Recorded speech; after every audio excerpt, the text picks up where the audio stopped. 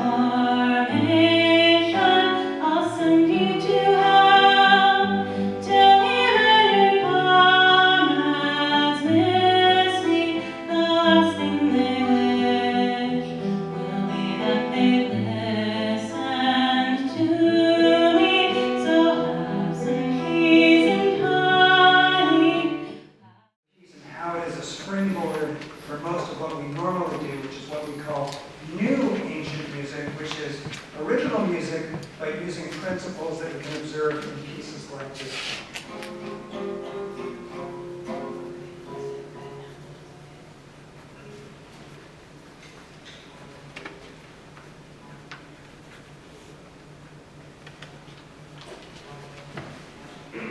This song was performed performed in 127 BC, and it was composed by an Athenian composer for performance at the sacred site of Delphi.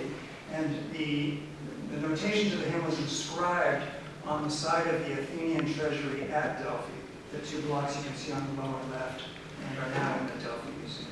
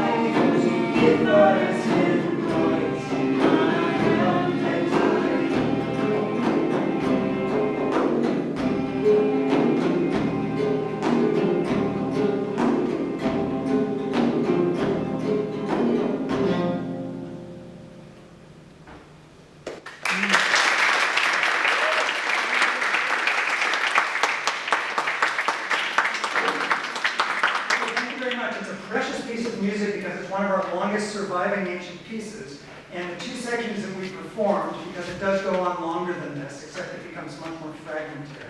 The two sections we performed illustrate two phases of Greek musical history. The first one is a simple, archaic style. Even in 127 BC, when it was composed, the composer intended to use an old-fashioned style. And then the second part, when the pipes came in, the double oboe that is called the aulos. This is a much more modernistic and chromatic style with lots of modulations between scales, which characterizes music in Athens from the 5th and 4th century BC onwards. So it illustrates two phases of musical history. And we're mostly going to play music tonight because in Dr. Henry's class tomorrow, we'll go into some more detail on this for some of the students.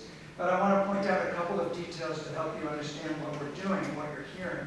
So one thing is that ancient Greek poetry is based on quantitative meter. That means all Greek words have either long or short syllables, and this lends itself to musical treatment. The most simple form would be to give a long syllable twice the value as a short one, so a quarter note versus an eighth note. It gets more complicated than that, but that's the basic principle. The second thing to observe is in the circled sections are characteristic modal elements or formulas that we hear over and over throughout that piece, in which other sources describe as being characteristic of an archaic style. So we can see something that sounded archaic to the Greeks, and we can take that and borrow it and develop it. And the final element to notice is if you look at the acute and circumflex accents in the words, and you look at them closely all through this and through most of the other surviving pieces, you will see that the melody follows the contour indicated by the accents. So for instance, an acute accented syllable will typically be the highest melodic note within a given word. Sometimes sometimes other notes are the same height, and sometimes that accented syllable is higher than the others, but it's never lower. And then with circumflex accents, as in, there was an example, the final line, the second measure from the left, the Euripides, a circumflex is often set to two notes that are falling in pitch. So they observe these principles very consistently, and so when you compose a new melody, you can follow that principle. So you have three things. You have the rhythm that's given to you by the syllables, the length of the syllables. You have observable tonal material, and you have this convention of following the pitch accents of the words to create melodies. So what we'll do first is a very famous poem, maybe some of you know it, it's Sappho I. It's a hymn to Aphrodite in which the poet, Sappho, from the late 7th century BC, the Isle of Lesbos, she is calling upon Aphrodite to help her in a love affair that has not gone well, and it's an unrequited love, and she prays to Aphrodite to come and help her yet again. This is not the first time Sappho has been in this situation. To come help her yet again to turn this around, and hopefully the object of her love will become the pursuer instead of the pursued. And what we will do here is we don't have a melody for this. It has not been transmitted through notation. But we can play the rhythm that's in the poetry, and Rachel will give a cantillation or melodization of the pitch accents.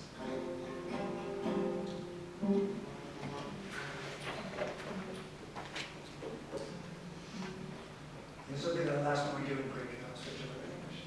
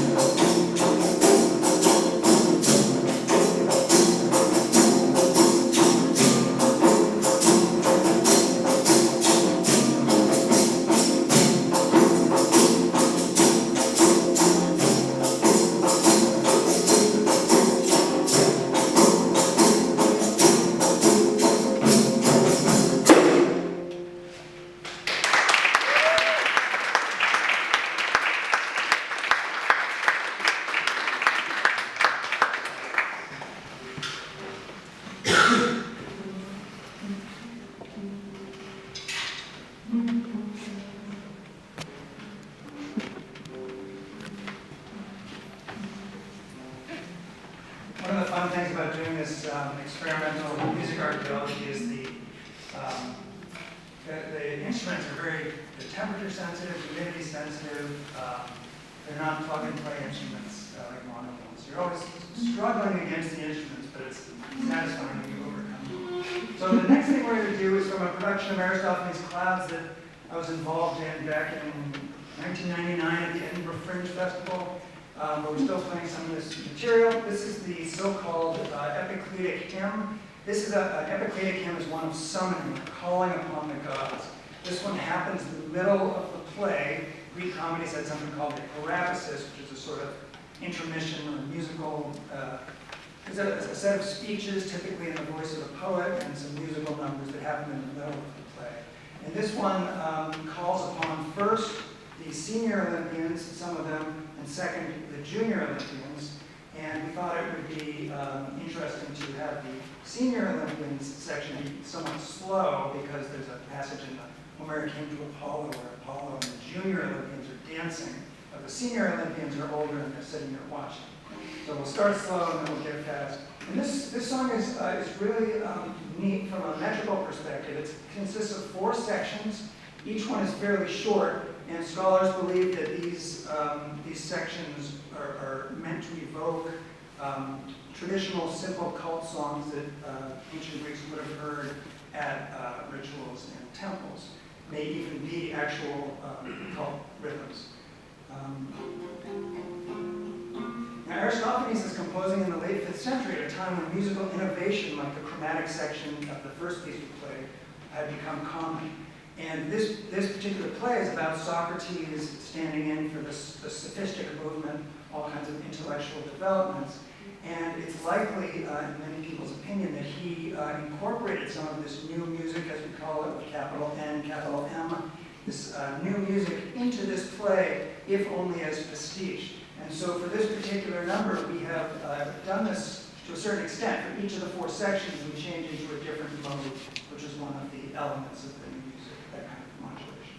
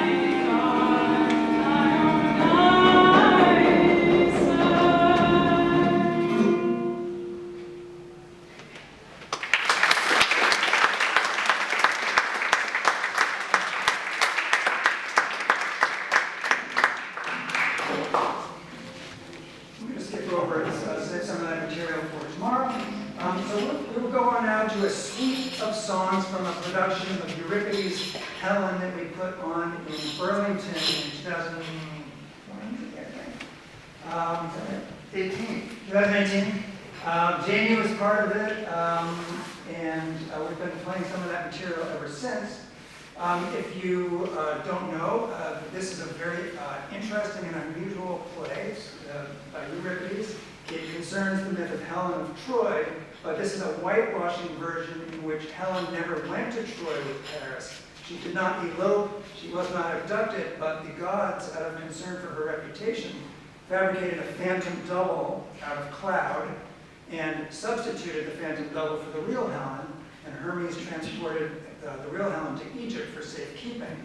And so the Greeks went to Troy and fought the Trojan War for nothing, so it raises interesting questions about the purpose of war and so on, which at the time this play was performed during the Peloponnesian War, raises interesting questions, as Euripides plays always do. And then after the capture of Troy, Menelaus takes the phantom Helen and travels, according to Homer, 7 years after Troy on his way home. For 7 years, he didn't notice that it was a phantom double and not his real wife, so that raises interesting and amusing questions about marriage and intimacy. And he eventually has a shipwreck in Egypt, and he washes up on shore and he comes in and he finds the real Helen, who has taken refuge at the tomb of Proteus, the deceased king, because Proteus' son, Glynnis, wants to marry her by force. And so there ensues a comedy of errors because there's now two Helens, a real one and a virtual one. And eventually this is resolved, and Menelaus is convinced that he has the real Helen in hand, and then the engineer, or really Helen engineers, an escape plot. Because in this play, Menelaus is represented as a blowhard, well-meaning, blowhard, bit of a dolt, and it's really Helen that has to get them out of the mess they're in. So it has a lot of comedy to it, potentially, if you look for it. I think it's intended to be fairly amusing. So we're going to do 4 or 5 songs from this, and at this point we are going to transition into a number of animations that illustrate the songs. And the idea here is we had a series of still images behind the dancing chorus in the original production. And I eventually animated those still images into it. It's using iMovie. It's not real animation. But it has movement. And the idea is that these songs were written, they're about the Greek myths, and they were written for an audience that was intimately familiar with them, so that every reference was intelligible. And when we perform for a modern audience, most of the references are not intelligible. And they go by very quickly. And so before you've puzzled over one line, there's another dense and elusive line to puzzle over. And by the end of it, you're like, what was that even about? So these films illustrate more or less what's happening in the songs. And so that even if you can't follow the story, you get the sense that there's a coherent world of imagery that the Athenian audience brought to bear when they listened to these pieces.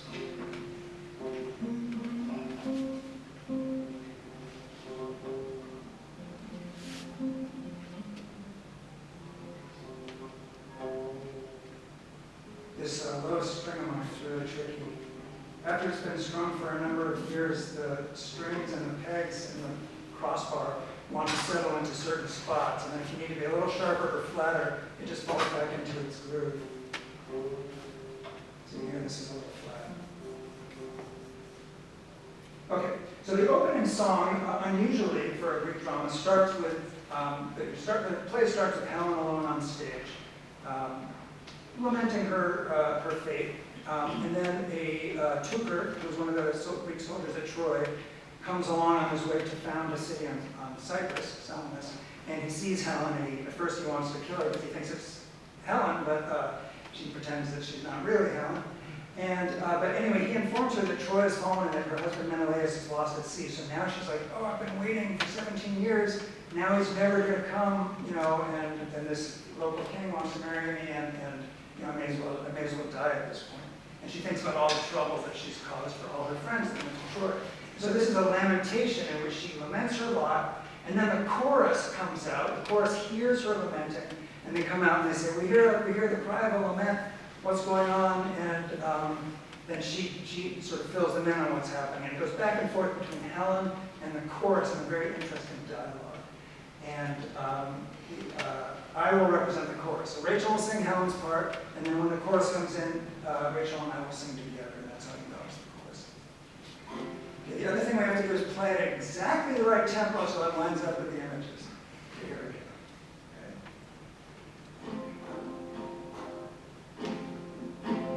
go. Every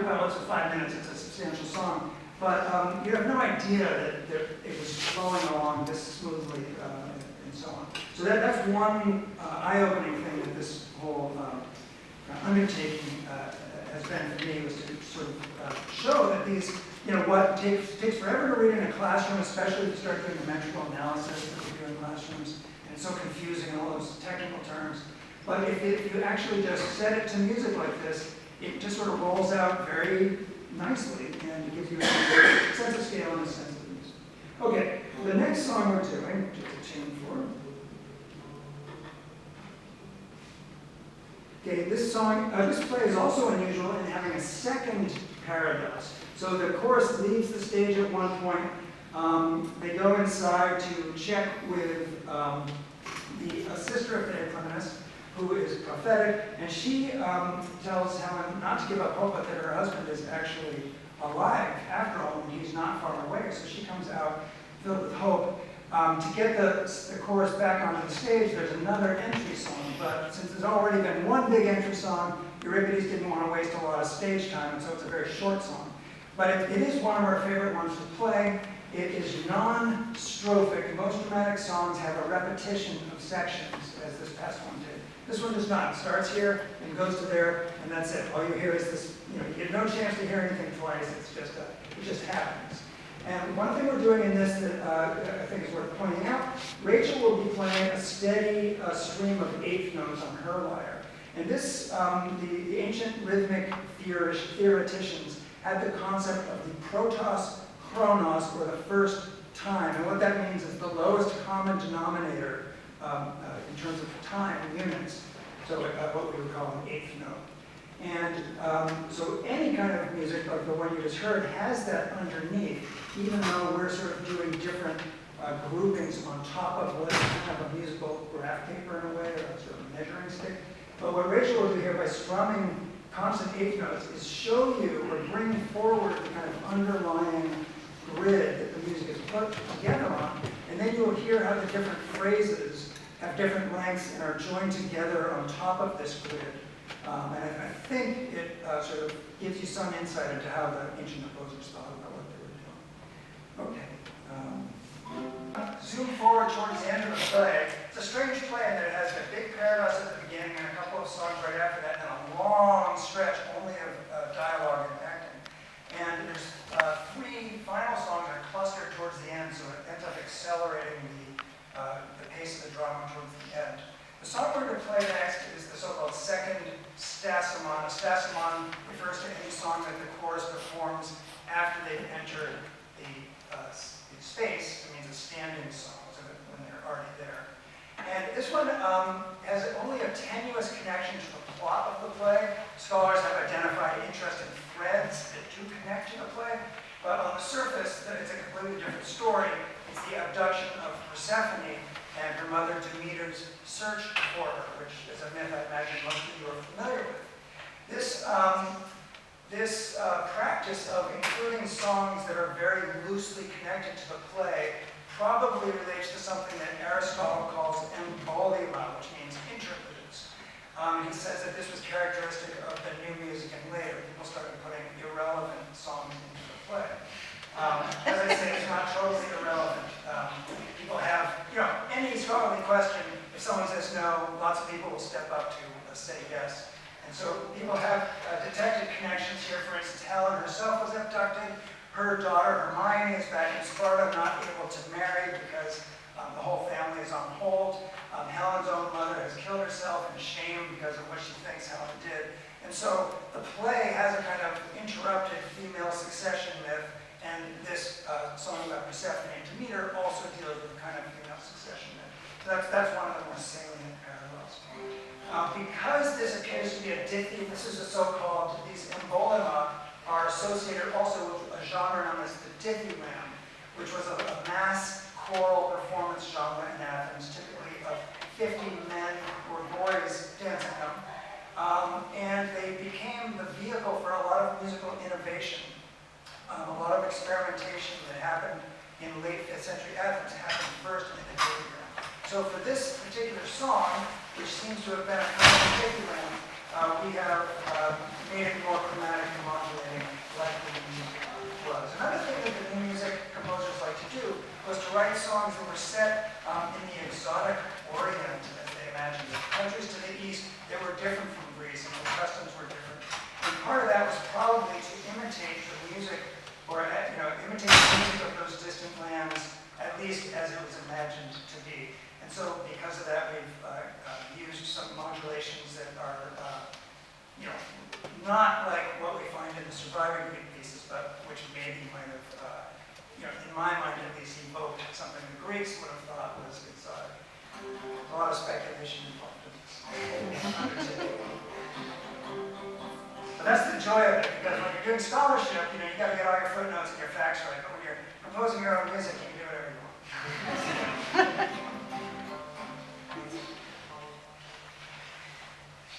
Okay, here we go.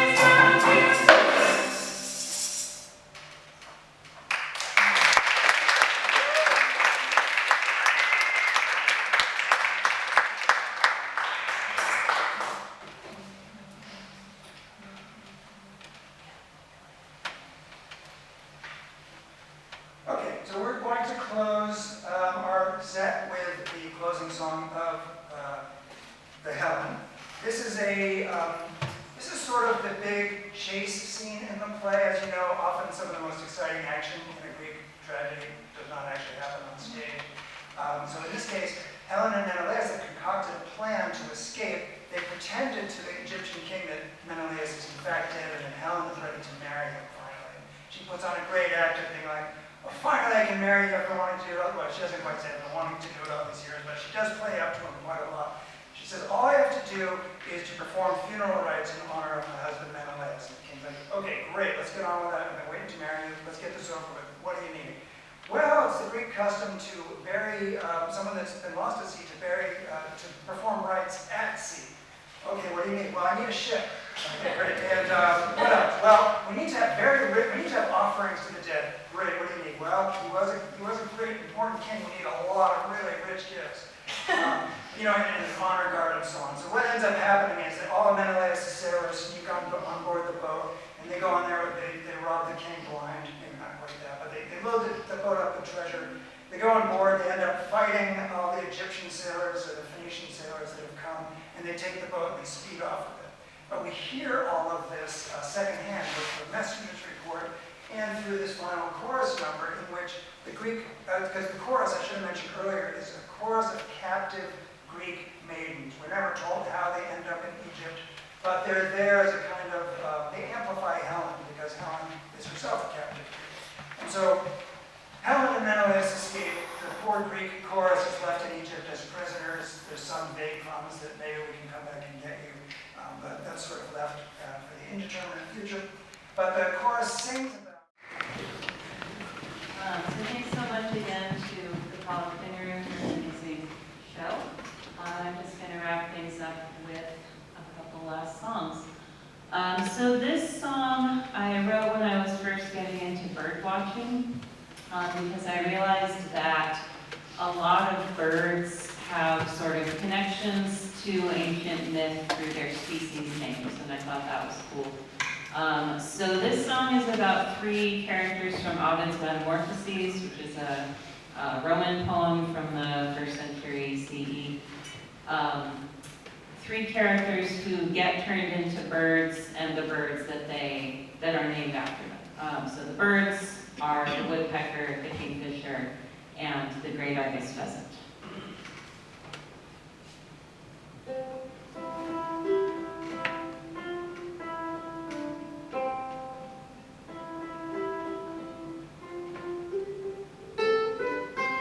Listen to the woodpecker drumming in the tall tree. He was once a king, but he broke a witch's heart, you see.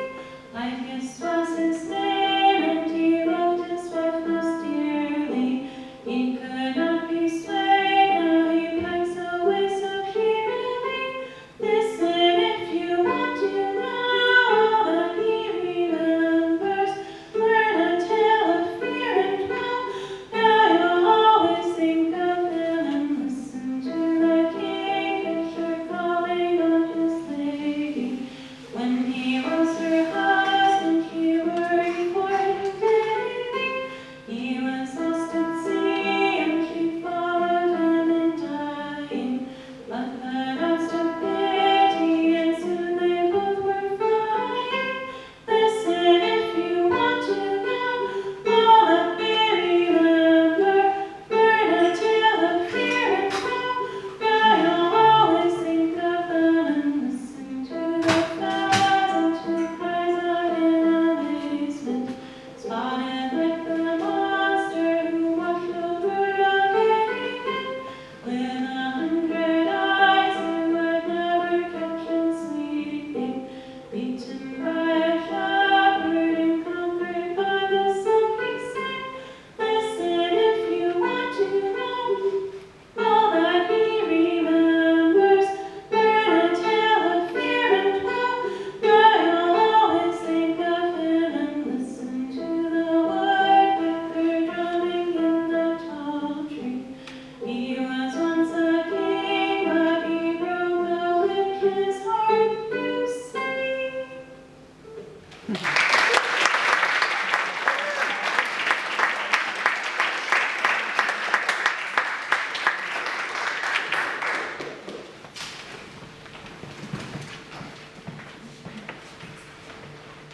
Okay, so my final song tonight is from a project I did of songs based on Greek lyric poems from the Archaic period. This one is based on a poem by Simonides, who's a poet who wrote in the 6th century BCE.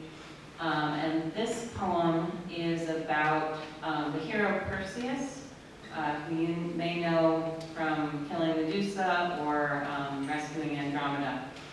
This is about him when he was a little baby. So his grandfather was afraid of him because he had heard a prophecy that he would kill him, which was true. But to try to avoid this while also avoiding the guilt of murdering his grandson, he throws his daughter and her baby in a box and throws the box in the ocean.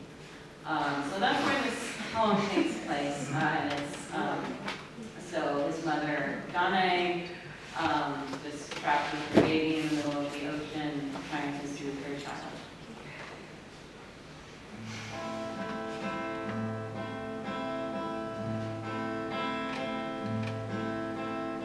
Sleep, my child, and tell the roaring ocean to go to sleep. Sleep, my child, and maybe then our troubles will go to sleep. The ocean swirls around your bed. The wind is wailing up above your head. And everything that frightens me is nothing to you in your sleep, my child.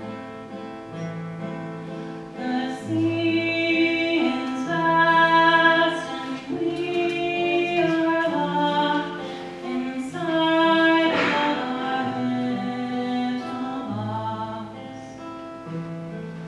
Your face is bright within the gloomy darkness inside the box. I don't know where we are, my son. I don't know if we'll ever see the sun. And all that I can do for you is wrap you up and hold you close, my child. Father Zeus is far away and never will hear my voice. But we are lost and all alone, and so I will raise my voice. And maybe he will think me bold, and maybe he will leave us in the cold. I hope that he forgives my prayer and changes course and saves me and my child. Sleep, my child, and tell the roaring ocean to go to sleep. Sleep.